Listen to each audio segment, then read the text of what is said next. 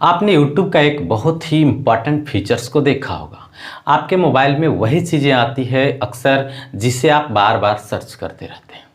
अक्सर उसी से रिलेटेड आपको कंटेंट सामने लाती है। जिस कंटेंट को आपने सर्च नहीं किया है फिर भी वो कंटेंट्स आपके सामने आती है। क्यों आती है? आती इसलिए है कि YouTube में आर्टिफिशियल इंटेलिजेंस की व्यवस्था है।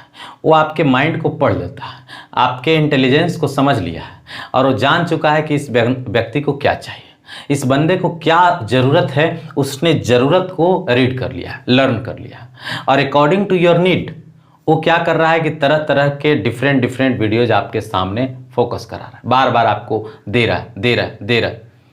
The videos you like most you click that videos and watch them. आप उसी वीडियो को फिर देखते हैं और पसंद आता है तो लाइक और सब्सक्राइब कर डालते हैं। सेम एज ये लाइक और सब्सक्राइब क्या होता है? लाइक करना, सब्सक्राइब करना, लाइक करना, पसंद करना, सब्सक्राइब करना मतलब खरीदना। डैट मीन्स कि आपको चॉइस किया, आपको अच्छा लगा, अच्छी लगी तो आपने सब्सक्राइब कर डाली। और अब YouTube को ये बात पता चला कि हो ऐसे ऐसी चीज़ों को ये सब्सक्राइब करता है, ऐसी चीज़ें इसे पसंद है, ऐसी चीज़ों को ये ज़्यादा चाहता है, तो आपके सामने वो चीज़ें बार बार लाती है। अब इसी प्रकार से हमारा माइंड भी बिहेव करता है।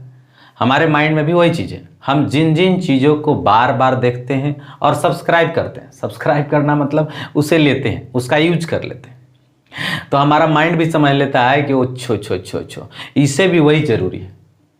और जिन जिन चीज़ों को आपने बार बार सब्सक्राइब किया है, बार बार देखा है और लुक किया है और ध्यान किया है, तो बार बार आपका ये माइंड बार बार उसी तरफ फोकस करता है। Whenever you are focused, your mind gets zoomed in. आप जहाँ पर भी फोकस कर रहे हैं आपका माइंड बड़ा हो जा रहा है, आपको फोकसित करके दिखा रहा है this is your work, this is your side, this is your vision. आप जहाँ भी देख रहे हैं, जिस तरह की चीज़ों को भी देख रहे हैं, आप इंटरटेनमेंट देख रहे हैं, आप गेम पॉइंट देख रहे हैं, आप टेक्निकल चीज़ें देख रहे हैं, आप बुक्स से रिलेटेड चीज़ें देख रहे हैं, आप मोटिवेशनल चीज़ें देखना चाहते हैं, आप किसी एस्ट्रोनॉट्स के बारे में जानना चाहते हैं, आप जीके जीएस पढ़ना चाहते हैं, आप मैथ पढ़ना चाहते हैं, आप किसी भी तरह की कोई भी चीज़ें हो, आप जिस चीज़ों को भी जानना चाहते हैं, आपने 2, 4, 10 बार जैसे ही आपने माइंड को उस जगह पर ले गया, बार बार माइंड आपको वहीं लेकर के जाता है, बार बार वहीं लेकर के जाता है। फिर इग्नोर कब होता है, कब हम उस चीज़ से डाइवर्ट होते हैं? जब हम बार बार उस चीज़ से डिफोकस हो जाते हैं। डिफोकस होते कब है? जब हम अनइंटरेस्टेड फील करते हैं, जब हमें आनंद नहीं आती, जब हमें मज़ा नहीं आता, जब हम उस पर कोशिश करना छोड़ देते हैं, उस पर एनालिसिस और रिसर्च करने छोड़ देते हैं, और इस प्रकार से धीरे धीरे चीज़ें जो होती है down down down down down और एक बार लास्ट कर जाती है। और फिर क्या होता है कि आपने जो चीज़ें सोची थी वो चीज़ें फिनिश हो गई। इसी तरीके से माइंड काम करता है। आप मान लीजिए कि मोबाइल में भी आपने सर्च किया शुरुआत में कि नहीं हमें मैथ पढ़ना है, ठीक है, अब मैथ पढ़ना है, 2, 4, 10 दिनों तक math math math math math math math math math math math किया और सभी डिफरेंट टाइप के मैथ्स आपके सामने यूट्यूब ने लाना शुरू कर दिया।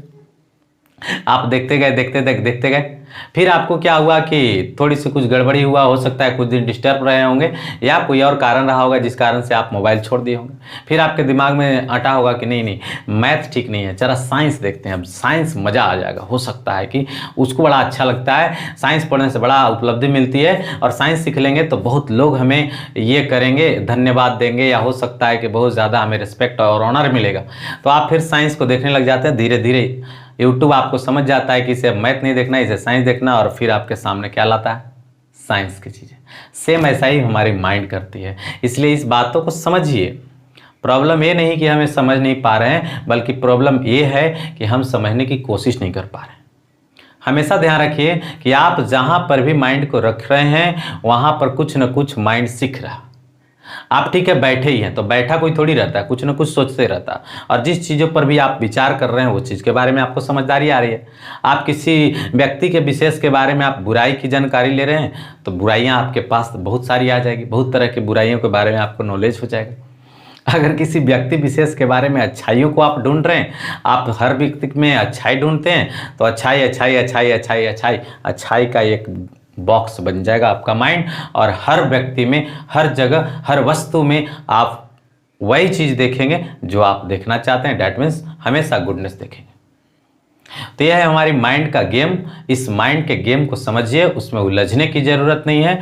अगर हम पढ़े लिखे और समझदार हैं, अगर हम पहले इतने बेफिक्र इतने मतलब समझदार नहीं थे, इतने हमारी अंडरस्टैंडिंग कंप्लीट नहीं थी, इतने हमारे पास पावरफुल एटीट्यूड नहीं थी कुछ चीज़ों को समझने की, जानने की तीव्र इच्छा नहीं थी, तो आज से सीख जाइए और अब से लग जाइए कि आपको जिन चीज़ों को ज़रूरत है, जिन चीज़ों को ही पाना है, उन चीज़ों को पाने की लगातार प्रयास करिए। आपको नहीं आता है, आप उसमें जीरो हैं, फिर भी आप हीरो हैं। लगातार लगे रहने से कुछ न कुछ आप जरूर सीखते रहेंगे और जब सीखते जाएंगे तो आपका वो पावर ऑफ नॉलेज धीरे धीरे आपको अपर साइड की ओर लेकर के ही जाएगा।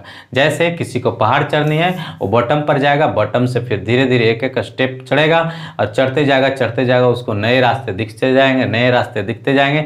नीचे से ही हम प्रयास करें कि सारे रास्ते हमको यहाँ से ले करके अप साइड के पिक तक का हमको रास्ता दिखे, तो वो दिखने वाला नहीं है। किसी को न दिखा है न आपको दिखेगा, ये सोचते रह जाएंगे कि वो सारी चीज़ें हमको एक बार में दिख जाए, तो देख भी लेंगे तो ऐसे भी डर हो जाएगा सोच करके देखिए, भयभीत हो जाएंगे। क्योंकि बीच में बहुत तरह की कठिनाइयाँ होती है, हर तरह के कार्य में किसी ने भी ओवरनाइट सक्सेस नहीं प्राप्त करी है, सबको उतना ही झेलना पड़ा है।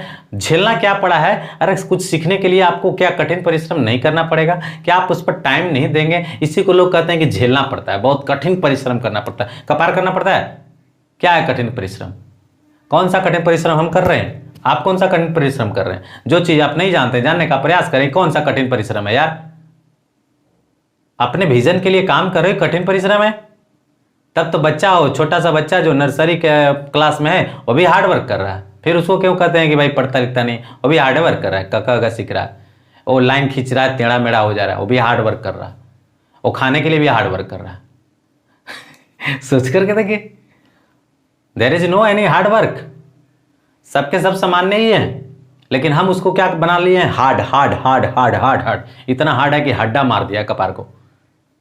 बस माइंडसेट बदलिए, there is no any hard word, all are soft, all are very beautiful. And जरूरत इस बात की है कि हम एक स्टेप आगे बढ़ें, हौसला रखें, ऊर्जा रखें और फिर काम करें। बस इतना ही कुछ है, शॉर्टकट बस इतना ही जानिए कि आपको जो कुछ भी करना है उसको आज ही शुरू करिए, अभी शुरू करिए। देर करेंगे और अंधेर होगी, गड़बड़ाएंगे, परेशान होंगे, अकबका जाएंगे। Thanks a lot for watching my video to